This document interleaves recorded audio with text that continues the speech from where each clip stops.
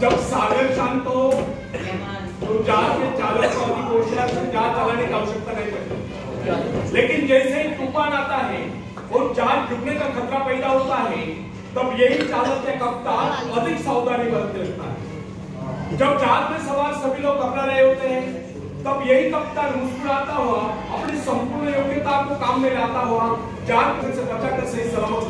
वास्तविक ऐसी योग्यता की परीक्षा दुख और संकट के समय में होती है। जब कोई इंसान थोड़ी पूंजी लगाकर अपने व्यापार का विस्तार करता है, तो उसे वर्षों तक कठोर परिश्रम करना पड़ता है। इस परिश्रम से वो कुछ कमाने की होता है। यह परिश्रम ही उसके विजय का प्रतीक होते हैं।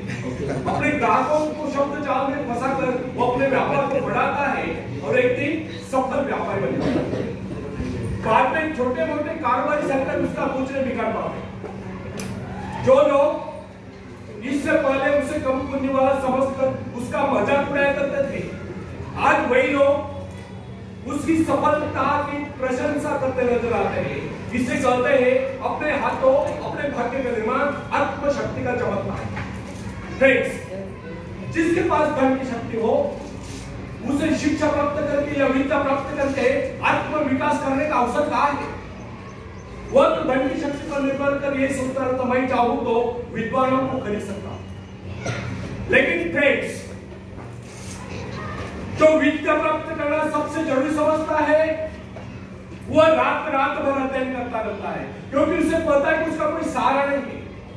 सहारा बढ़ेगा तो वह उसका अपना स्वयं का ज्ञान।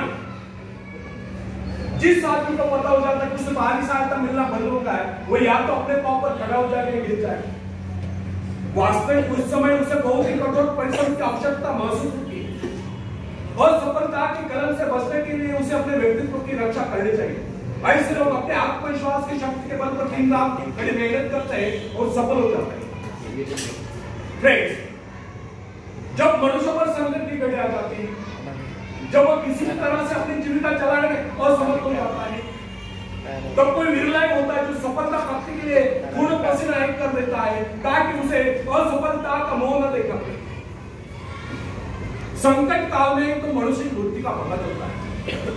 कई बार ऐसे अवसर पर ऐसी सफलता मिलती है जिसकी मनुष्य ने सपने में भी आशा नहीं की होती। वो स्वयं सोचने लगता है कि मुझे इतनी सफलता कैसे मिली। वास्तविक ऐसी शक्ति हर इंसान के भीतर छुपी होती है, परंतु वो उसे पहचान नहीं पाता। जैसे वो संकटों से गिर जाता है, वैसे ये शक्ति बाहर निकलकर उसकी सहायता करने लगती है। जो काम इससे पहले वो संभव समझ रहा था, वही काम पूरे होने लगे। इसका कारण यह है, जब मनुष्य का जीवन चारों खतरों से गिर जाता है, तब उसे बाहर निकलने के लिए वो हाथ पैर मारना शुरू कर देता है और इस संघर्ष से उसकी पूर्ति नहीं मिल जाती है, उसमें एक प्राकृतिक नैसर्गिक शक्ति आती है। फ्रेंड्स, अपने जरूरतों की पूर्ति के लिए संघर्ष करना हम सभी का कर्तव्य है। संघर्ष से ही तो हमें सफलता मिलती है। जिनमें संघर्ष करने की इच्छा ही न हो, वो तो असभ्य और जंगली कहलाएगा। आवश्यकता तथा आवश्यक पदार्थों की दुर्लभता ही सदा से मानव जाति के विकास का कारण रही है। हर सभ्यता और संस्कृति का आधार श्रम और संघर्ष है। जो अपने लक्ष्य पाने में होता है, वही तो देश है।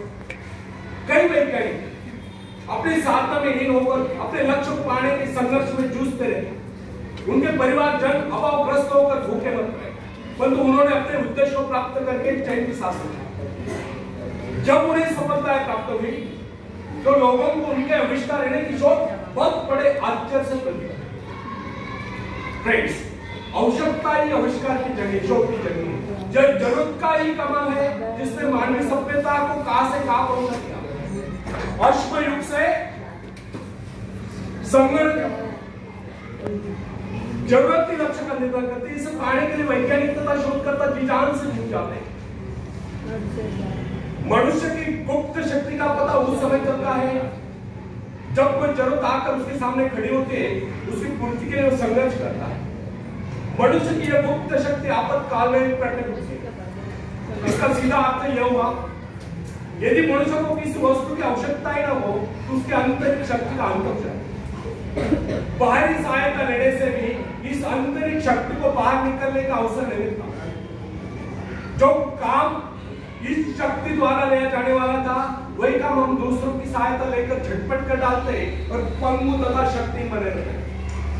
इसलिए फ्रेंड्स, हमें एक बात कदापि नहीं भूलनी चाहिए कि अपने मित्रों की सहायता लेने के बजाय या दूसरों की सहायता लेने के बजाय अपने आंतरिक शक्तियों की सहायता लेना हमारे लिए अधिक उचित है। क्योंकि आत्मनिर्भरता एक ऐसी शक्ति है जो मित्रता यानी मित्रों से ली हुई सहायता, प्रभाव, दूसरों का प्रभाव, धन संपत्ति यानी कि दाम्पत्य काम, पैसे से लिया हुआ काम, ऊंचा वंश यानी ऊंचे खानदान में जन्म पाए हुए व्यक्ति का सहारा लेना या बाहरी किसी भी प्रकार की सहायता, इन सब की सामूहिक शक्ति से ही शक्तिशाली होती है।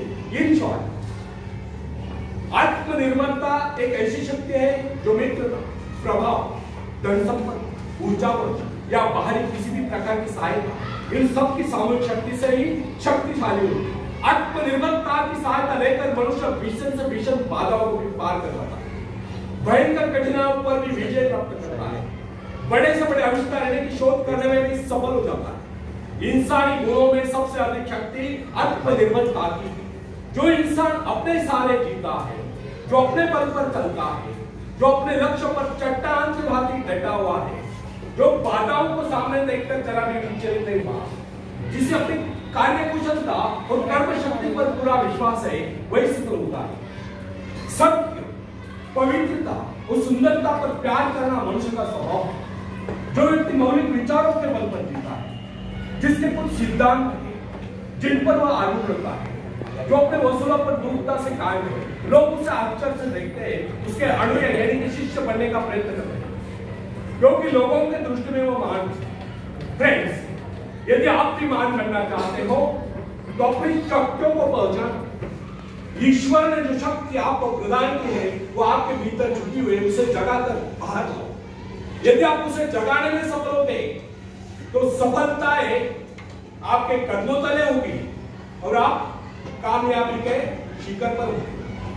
आखिर में हरिवंश नाथ बच्चन जी की कविता में पेश करता हूं, आप भी मुझे साथ में। लहरों से डरकर नौका पार नहीं होती, कोशिश करने वालों की कभी हार नहीं होती।